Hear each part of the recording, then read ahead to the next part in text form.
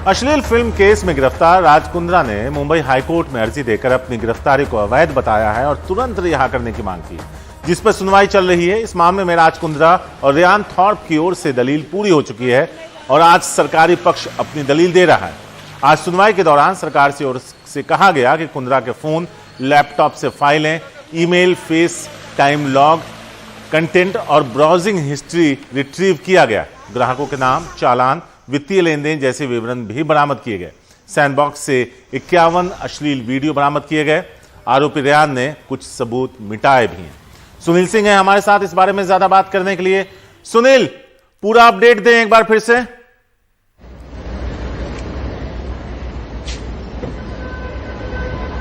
शारिक, देखिए, राज कुंद्रा जिस अश्लील फिल्म केस में गिरफ्तार हुए हैं उसमें उनकी गिरफ्तारी अवैध है और उन्हें तुरंत रिहा किया जाए, इस मांग को लेकर बॉम्बे हाईकोर्ट में उन्होंने अर्जी दी थी, जिसपे पहले जो है कि बचाव पक्ष की तरफ से दलील हो गई थी। आज सरकारी पक्ष की तरफ से दलील दी गई और वही बात कही गई कि जो 41A के तहत जो नोटिस की है वो दी गई थी उन्हें, लेकिन वहां पर राज कुंद्रा ने वो लेने से मना कर दिया, जबकि रियान थॉर्प ने वो नोटिस ले ली थी। और इतना ही नहीं, जब नोटिस दी जा रही थी उसी समय आरोपी जो है वो अपने मोबाइल फोन से जो सबूत है वो मिटाने शुरू कर दिए थे, चैट। तो जो सरकारी पक्ष है यानी कि जो एजेंसी है वो मूक दर्शक कैसे बन सकती है, इसीलिए उन्हें गिरफ्तार किया गया जांच में सहयोग नहीं देने के आरोप में। वहीं बचाव पक्ष का अभी जो तर्क है वो ये चल रहा है कि जब लैपटॉप बरामद हो चुका था, बाकी चीजें बरामद कर ली गई थी, तो फिर कैसे आरोपी जो है उसमें से फिर से डिलीट कर सकता है, ये सवाल उठाया गया है। और ये भी कहा गया है कि इस तरह की पंचनामा जो है उसमें कहीं डिलीट करने की बात, सबूतों को मिटाने की बात नहीं लिखी गई है, नहीं किसी रिमांड कॉपी में उल्लेख किया गया है। तो कुल मिलाकर जो सुनवाई का जो लबोलबाब यह है कि जो गिरफ्तारी हुई है वो पहले तो आईटी की जो धारा लगाई गई वो उसमें लगती नहीं है। दूसरी बात ये बताया गया है कि जो प्रोसीजर, जो प्रक्रिया अपनाई जानी चाहिए तो बराबर अपनाई नहीं गई है, ये आरोप है। इसी के तहत गिरफ्तारी अवैध बताई गई है, लेकिन सरकारी पक्ष और बचाव पक्ष दोनों की दलीलें चल रही हैं। अभी सुनवाई जारी है, तो सुनवाई पूरी होने के बाद अदालत क्या रुख अपनाती है देखना होगा। लेकिन फिलहाल राज कुंद्रा जो है अश्लील फिल्म केस के मामले में गिरफ्तार हैं और वो जेल हिरासत में हैं। शुक्रिया सुनील इस पूरी जानकारी के लिए। तो सुनवाई चल रही है, जैसे इसका आउटकम आता है हम आप तक फिर वापस लौटेंगे। शुक्रिया। अनिल देशमुख और उनके बेटे ऋषिकेश ने फिर ईडी के सामने पेश होने में असमर्थता जताई है। कहा, सुप्रीम कोर्ट में उनकी याचिका पर 3 अगस्त को सुनवाई है। पूर्व गृह मंत्री का पत्र लेकर ईडी के सामने उनके वकील ने पेश होकर यह बात कही।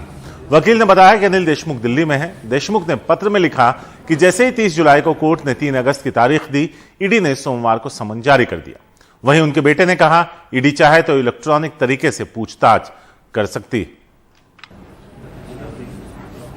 एग्जम्पशन देने आए हैं, मैं आके बोलता हूं आपके साथ में, आके बोलता हूं। क्या ग्राउंड देंगे? कल मैटर है सुप्रीम कोर्ट में और सुनवाई कल है वहाँ। देशमुख जी मुंबई में है, बाहर है? दिल्ली में। पहलवान सागर धनखड़ हत्याकांड में दिल्ली पुलिस आज चार्जशीट पेश करेगी। इस मामले में ओलंपिक पदक विजेता पहलवान सुशील कुमार समेत 15 आरोपियों को अब तक गिरफ्तार किया गया।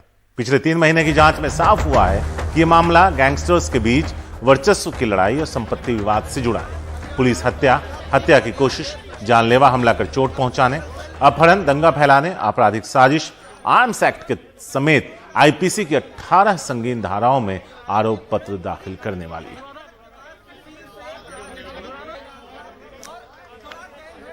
तो यहां आपको बता दें कि सुशील कुमार की मुश्किलें कम नहीं होने जा रही।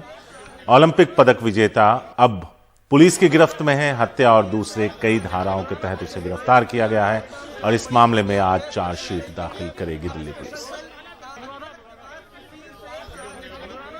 20 आरोपी हैं कुल, जिसमें से 15 को दिल्ली पुलिस अब तक गिरफ्तार कर चुकी है।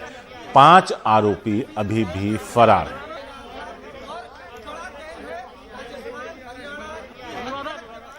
दिल्ली के रोहनी जिले की आनंदपुर धाम कॉलोनी में शनिवार को 4 बदमाशों ने नितेश नाम के एक शख्स की सरेआम गोली मारकर हत्या कर दी।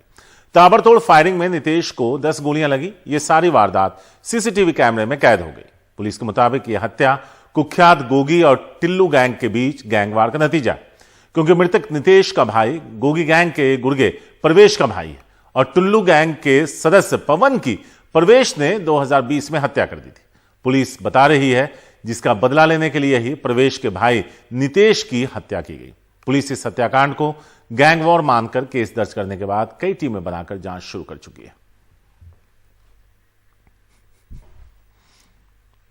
दिल्ली के कैंट इलाके में एक नाबालिग लड़की के साथ बलात्कार के बाद हत्या का मामला सामने आया। आरोप है कि लड़की के शव का जबरन अंतिम संस्कार भी कर दिया गया।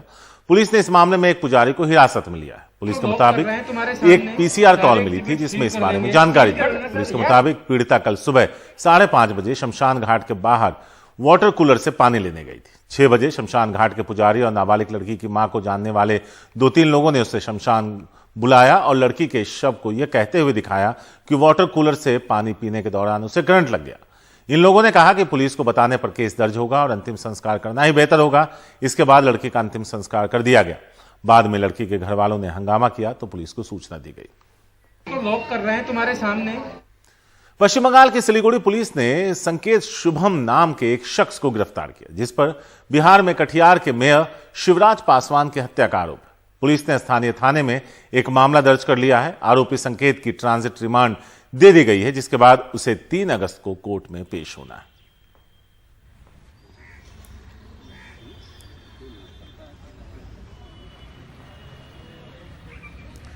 छह बॉलीवुड फिल्म बनाने वाला एक प्रोड्यूसर दिल्ली के एक कारोबारी से ठगी के आरोप में गिरफ्तार हुआ। 55 साल के अजय यादव पर 65 करोड़ का लोन दिलाने के नाम पर 32 लाख की ठगी का आरोप है। इससे पहले भी आरोपी को दिल्ली पुलिस की स्पेशल सेल और मुंबई क्राइम ब्रांच गिरफ्तार कर चुकी है।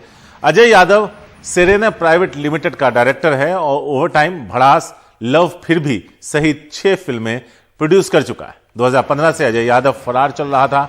4 राज्यों में छापेमारी के बाद मथुरा से गिरफ्तार किया गया। उसने अलग अलग नाम से लोगों के साथ ठगी की। हरियाणा के रोहतक में रविवार को एनआईए की टीम पहुंची। एनआईए की team IMT bomb blast police case में जांच कर रही है। पुलिस अधिकारी और एफएसएल टीम भी मौके पर मुआयना करने पहुंची। स्वतंत्रता दिवस को लेकर भी खास सुरक्षा और सतर्कता बरती जा रही है। शनिवार को पॉलिथीन में रखी किसी चीज से ब्लास्ट हुआ था जिससे राजकुमार नाम का एक शख्स जख्मी हो गया था।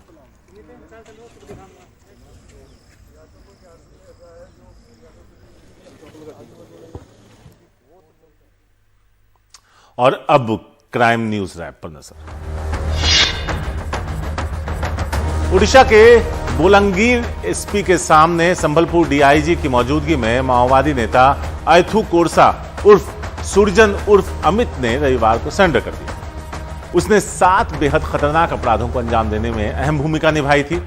मूल रूप से बीजापुर के मनरेली गांव के रहने वाले इस खतरनाक नक्सली ने आखिरकार सरेंडर कर दिया।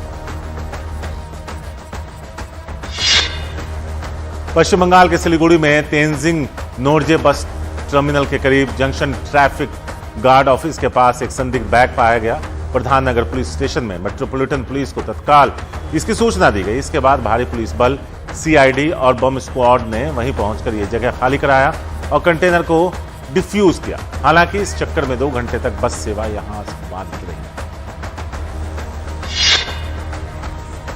दिल्ली से सटे हरियाणा के फरीदाबाद में देह व्यापार के आरोप में पुलिस ने 13 लड़कियों समेत 37 लोगों को गिरफ्तार किया। फरीदाबाद के नीलम बाटा रोड पर पुलिस ने एक सूचना के आधार पर श्री बालाजी होटल में छापा मारा और 37 लोगों को गिरफ्तार किया। इन सब लोगों को कोर्ट में पेश किए जाने की तैयारी है। पुलिस के मुताबिक पकड़ी गई सभी लड़कियां दिल्ली एनसीआर इलाके की। पुलिस ने 4 दिन पहले ही होटल पर छापा मारकर 44 लोगों को गिरफ्तार किया।